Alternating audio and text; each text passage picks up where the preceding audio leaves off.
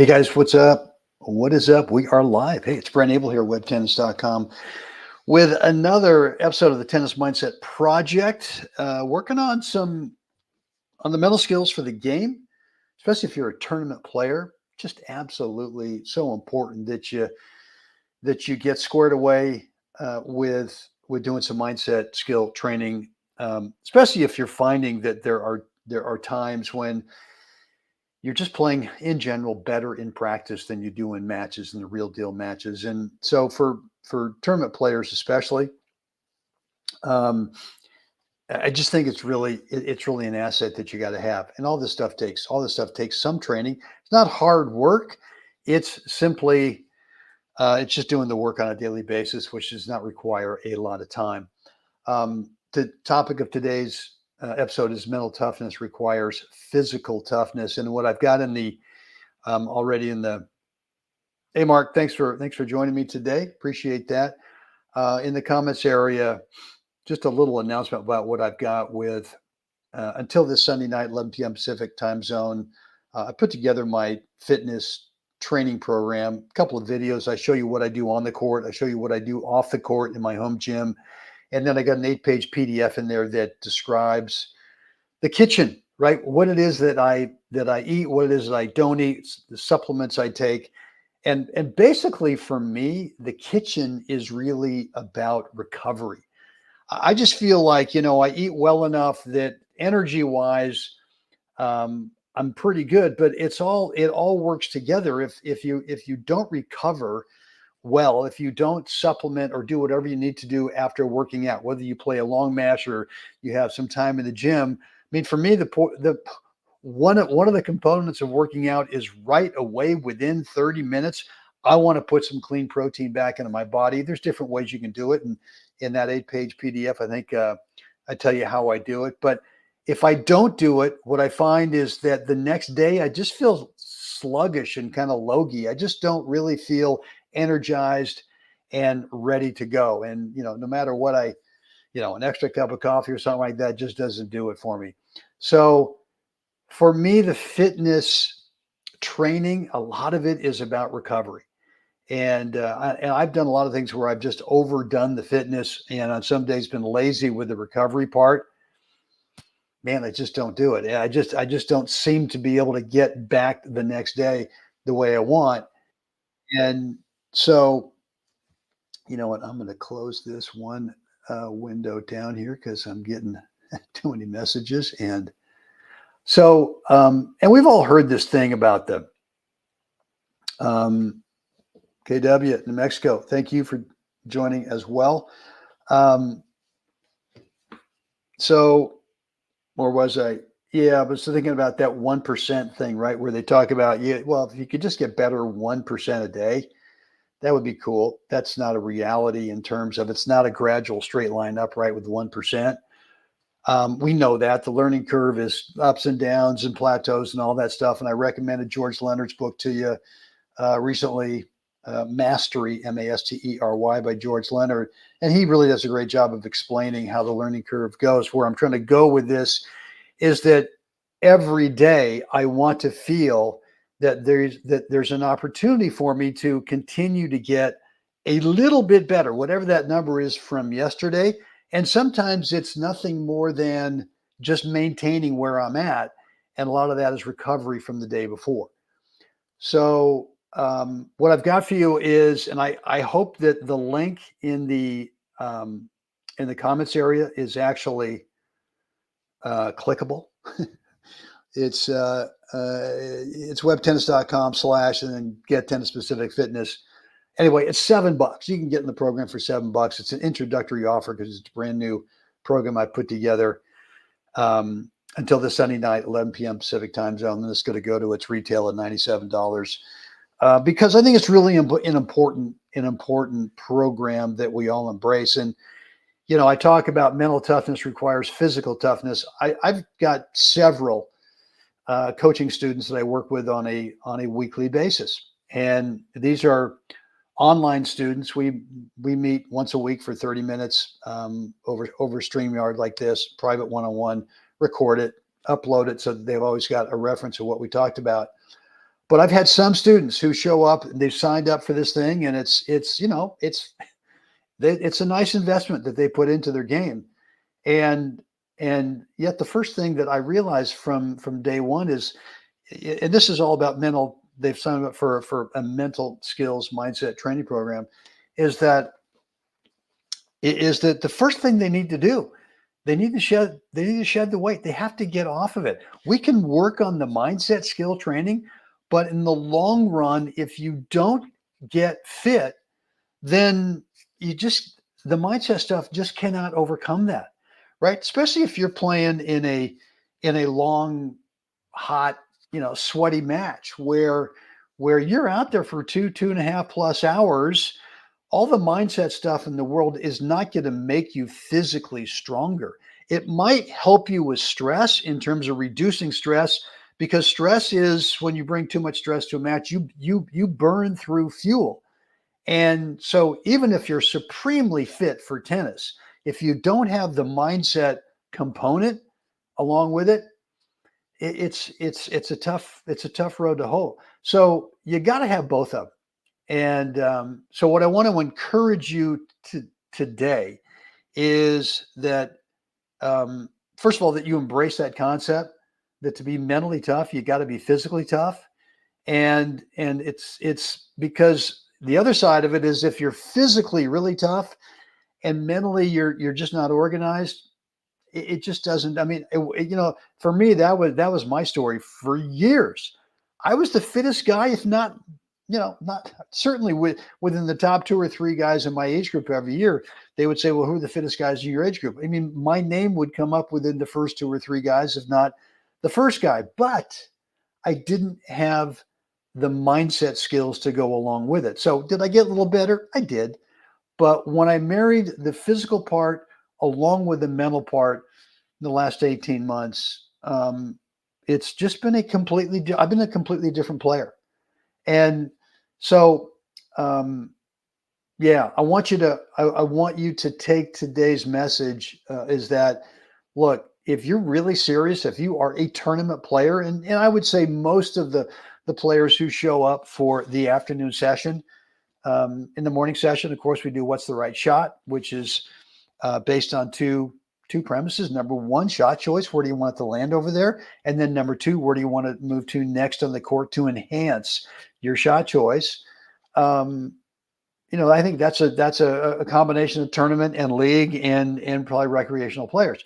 I'm going to venture, I think, a pretty good guess in the afternoons. It's mostly tournament players. There's probably some league players in there. I don't think there's very many recreational players this time of day. So, yeah, if that's you, I mean, if you're a tournament player and you're not embracing both of those things, mindset training is a real thing, and that fitness is a real thing, then I think you're leaving money on the table. And one of the things I'm going to talk about, and I'll just get it out there right now, but I think it's tomorrow maybe, or maybe I've got it scheduled for Sunday, is that, and I just got off with one of my coaching students, Kevin, and we talked about the reality of the fact that you can go out there and your plan A, and the definition of the plan A used to be for me, well, what do I do best? What do I want this guy to have to deal with me. Okay. But on some opponents, or with some opponents, my plan A fed into the monster over there. And so that didn't work, right? Well, then I'd have to come up with a plan B. Okay. But what I found is that a better way to think about plan A is, what is it that guy, and I want to probe over there, especially against an unknown opponent. My plan A is, well, let's find out what this guy's really good at. And if he's really good at that thing, okay, well, I'm not going to give him any opportunities to do that really good thing. And then I'm going to look elsewhere. And I might find a weakness in the stroke. Okay, that's the easy part, right? Then you find, like, for example, the guy might have a great forehand, but the backhand's actually kind of weak. It's not very solid. Makes a lot of unforced errors with it. Okay, well, then that's an easy plan A, right? Let's say the guy's backhand is average, right? Doesn't make many errors, but it can't hurt you like the forehand. Well, now the plan A has got to turn into, let's see where we can move him on the court where he doesn't feel comfortable. Maybe he's only a backcourt guy. Let's bring him in. Let's see what we can do with him, right? Maybe, and maybe the plan A ends up becoming a fitness plan A, to where now all I'm gonna do is I'm going to see how long I can keep this guy out here, because I can see he's carrying around an extra 15 pounds. Ouch. That's got to be a problem. Maybe he can play great for a set and a half. But if I extend the time of the match out here by going to my plan A, which is simply just counting, and that's what I talked about with Kevin and just a few minutes ago, is when I play the serve, as I make contact, I just go one. And then whatever comes back off of the return, forehand or backhand, knowing that I'm going to stay away from the guy's monster thing, all right, then I just say right through contact, whether it's forehand or backhand, I just say two. And I just keep counting. I just keep counting, extending the points. And I think what you're going to find is what Kevin said that he discovered with it a while ago, is he rarely had to count past three. And so if you get to three, which seems to be the magic number with most players' shot tolerance, and especially players who's not totally embracing the fitness component, is that they start to look for the exit on their shot three or their shot four. And the next thing you know is they're the ones who are contributing to you winning points. So to execute that plan, and you can call it plan A, B, or C. I don't care what you call it, but it's the counting plan. Let's call it plan C for the word counting, is that you got to be fit. Because you're now extending the points as opposed to not, right? You're not going for winners. You're so fit that if you have to, you can stay out there all day today and just count your way to victory. And so anyway, the message I want to get across today is that,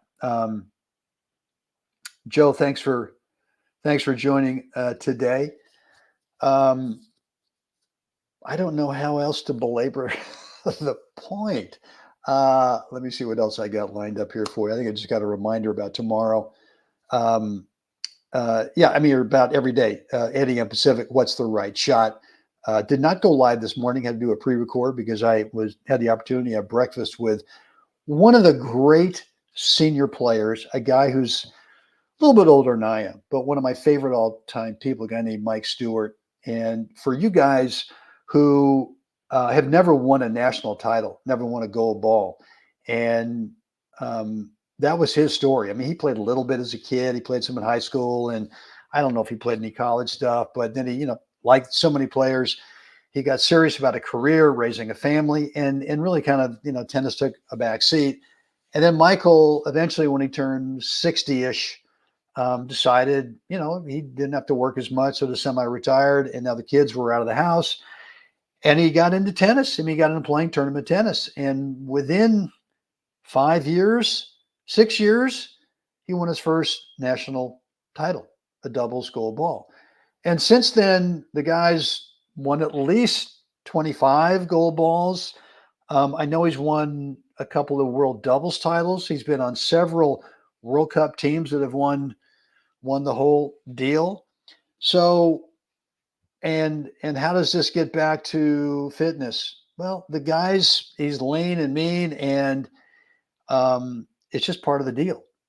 So for you guys who are thinking that that's a goal, and if you're not thinking that's a goal, that's fine. That doesn't matter. It's all relative, right? We all are sort of at a place where it's a defined skill level, and all we're trying to do from now is just how much better can I get, right?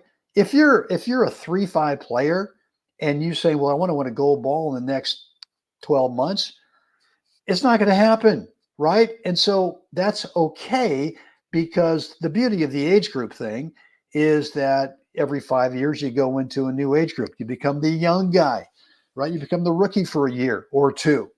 And so, but maybe you're on that 4.0 plus, and maybe 4.5, depending on what age group you're in. And you're thinking a gold ball would be a possibility. All you can do is to tell yourself, if I'm going to do that, then I'm going to really work on the mindset, the mental skills required to do that. And I'm going to work on the physical skills to do that as well. Because to win a national title or even a tournament that, and there are lots of, gold ball tournaments, level 1, there's level 1, 2, 3, 4, 5. I mean, some of these level 3s are first rounds of 64, where, you got to win 6 rounds, and so that's 6 days in a row. And if you're going to start doing that, if you're not embracing those two things, if you're not figuring out how to combine the mindset skills with the physical skills, then it's not going to happen. I just don't believe it's going to happen. So I'm not sure why I got on the Mike's. Oh, I know why I got on the Michael Stewart's thing. That's why I could not go live this morning, because I had breakfast with him. Michael and I have breakfast probably once every 4 or 5 weeks when he's here in the desert. And I just love being around the guy. Guy couldn't be one of the nicest human beings I've ever met, one of the most humble people I've ever met. And on the court, he's just this silent assassin. The guy is just, he and I played, he played down in the 75s last year, and we went to Bocage, but the Bocage tournament in Baton Rouge, Louisiana. And he said, "Oh my God, I don't know, man, I'm playing down." I said, "Michael, stop it. You're going to be incredible." And we won that tournament fairly easily, but for me, it was just so much fun to see him over the deuce court. If the guy hit a second serve, it was like, I feel sorry for these guys, because he's coming in with this thunderbolt forehand and just, like sort of apologizing for being so good. Got off track there.